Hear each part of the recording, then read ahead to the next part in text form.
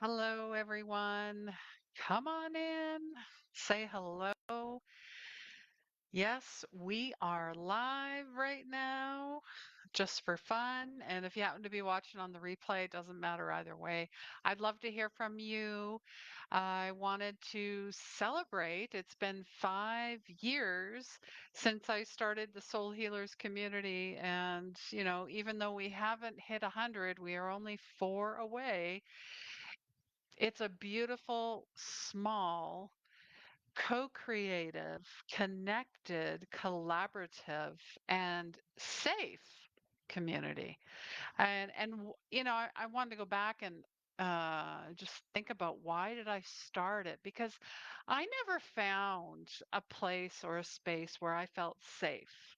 And yes, I realized some of that was trauma and my inner child needed to be healed. But there are a lot of people, there are many, and even in the spiritual realm, yes, even in the spiritual realm, where they do not walk the walk and talk the talk. And what do I mean? They make it seem all pretty and, oh, we love everybody and kumbaya. And then when you get in, it ends up being absolute chaos. And, it's filled with a lot of ego, people who have unhealed wounds, people who are looking to just get money out of you, scam you, to use you in the next rung in their ladder, whatever they happen to be climbing. So that's why I created this space. And I wanted to talk about three statements that will change the world. Connection is the cure. That's number one. Practice is the path. And I think number three is the most important. Service is the purpose. Which one resonates with you? Connection, practice, service, or maybe it's all three? I want to know. I want to hear about that. Let me know. Drop your comments below, which resonates with you the most. And yeah, I'd also love for you to tell me what 2025 means to you. I know it is a lot different, meaning we're connecting in different ways, in ways that really mean something. Um, and I know social media is changing as well, so it's interesting. I believe the other day I had a notification from Meta, Facebook, that says they're going to delete videos starting June 23rd that are older than 30 days. That's interesting. So I feel more and more people are going to pull away from Facebook, from Instagram. Let me know if that's you. Maybe that's why, I'd be like, almost need like a heart. We need to start the heart here a little bit more. I need, grab the paddles and is there anybody here in this group that's alive that's still showing up in Facebook? Let me know because it's been pretty quiet here. I don't have a crickets sound, but you get the idea. So let me know what's happening for you out there. So really, those three statements about connection, practice, and service really capture a lot of what I think is needed for our personal and collective healing. We suffer when we are disconnected from our bodies. We suffer when we're disconnected from our emotions. We suffer when we're disconnected from our loved ones, even the relationships where you've had to put in boundaries because they're not safe. That's still part of suffering. It doesn't mean you have to reconnect. We suffer when we disconnected from our communities and our planet. Only the ego believes that it can take and destroy and pillage and pluck anything it wants out of the earth with no repercussions. But let me tell you, everything that's happening right now is because we are taking more than we are giving. We are taking more than we are serving. Yes, so connection is the cure for many of our challenges. And if we are disconnected now, how do we get to connection? Let me know. If you're feeling disconnected, whatever it happens to be, how do you get to connect with yourself again? Really, for me, it's about practice. Practice is the path. Chop wood, carry water, the Buddha method.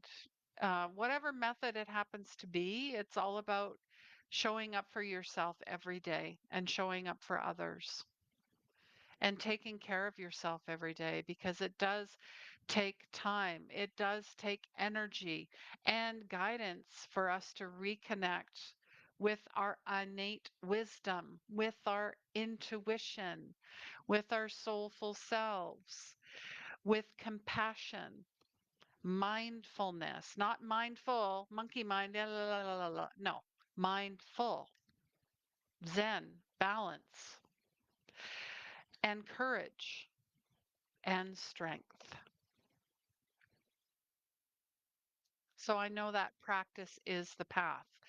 And with practice, we feel more connected. Then we have our whoa, our aha moments, our um, astral traveling, our intuitive hits, our channeling, our messages from our guides, our angels, our loved ones, and our collective team.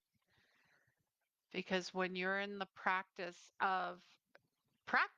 and connection, it will naturally happen when we are trying. I hear this a lot. I'm trying to open my third eye. I'm trying to do this. Take try out of it and just go and do it. Enough. You already are doing it. And it doesn't have to be a Hollywood real moment, a Hollywood movie, blockbuster. You know what I'm saying? That's not how it works. It is very subtle. It is very random. That is how intuition works. And it's natural. So the more that you are able to naturally connect with yourself, then the more events will come in that start to make sense, even if they don't make sense right now.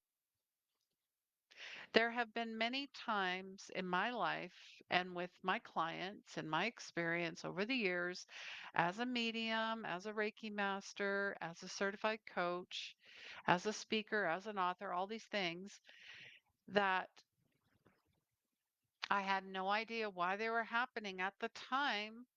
But when you get to the other side of it, you're like, aha, I get it. Because I had to go and connect all the dots. I had to connect everything for it to land and connect heart to mind.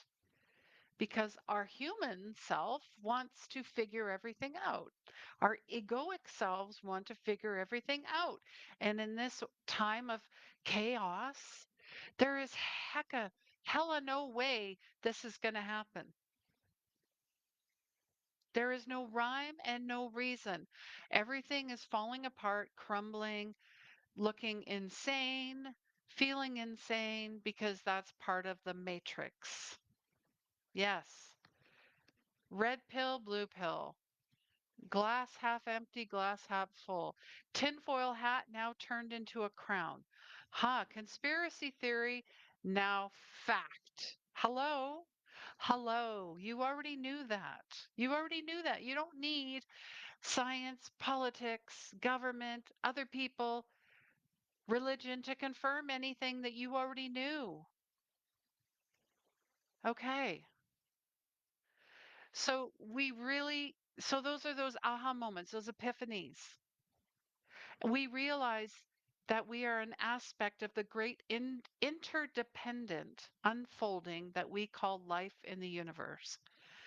When we understand this, our motivations change. And how do we get to that understanding? Get outside, move your body, experience nature in the most nurturing way.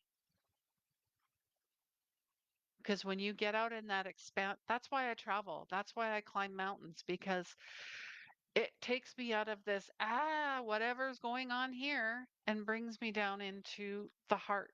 The heart is the all knowing heart. Love is the currency of the world, not anything else. So when seeking personal gain no longer feels meaningful, I've been there. Instead, we know since we are an interdependent system, not independent. I'm Miss Independent. I do everything myself. I don't need anybody. La la la la. No, there has to be a balance. You're That's a trauma response where you feel you have to do everything. And it is also egoic, meaning you want to control everything because it has to be a certain way. And only you have the best ideas and yada, yada, yada. Okay, get off your high horse. And I'm not saying not think for yourself, but I'm saying we are part of this system, interdependent system, and our relatively small actions have real impact on the flourishing of life.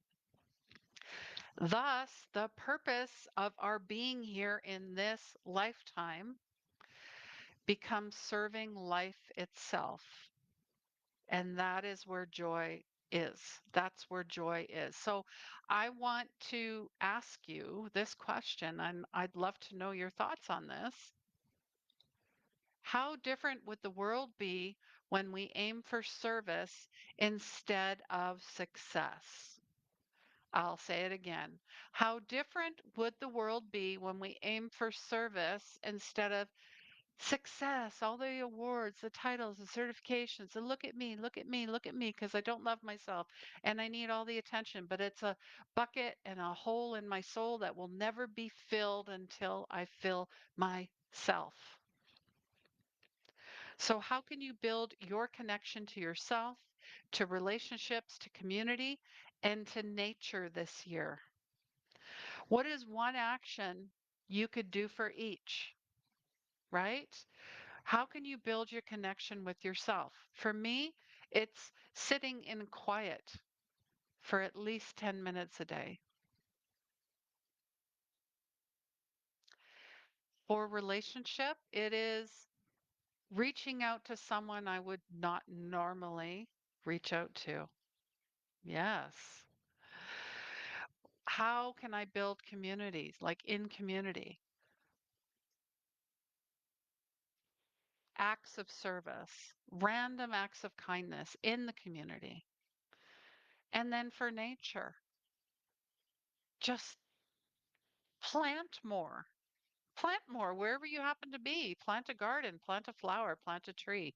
Yes, that's what I'm going to do. So, what practices do you want to commit to? And my last question is, how would your life choices change if you aimed for service instead of success? I think that's the biggest one right now. Absolutely. With all these so-called gurus that are out there and sign up for this course and do that and that workshop and this and this.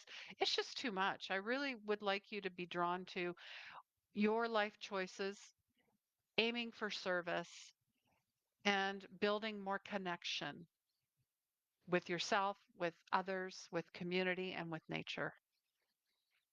So thank you so much for taking the time to watch this video. I'd love to hear your thoughts below. Share this with someone you love and invite people that might not normally think about doing these things. But I really feel that this is, if you just say, hey, check out this community, check out what Christine's talking about, check out what I'm doing. You never know. You might be planting a seed, a spark of change for someone else. Okay. And congrats to everyone being here. I'm sending you lots of love. Take care. And I hope to talk to you soon. Bye bye for now.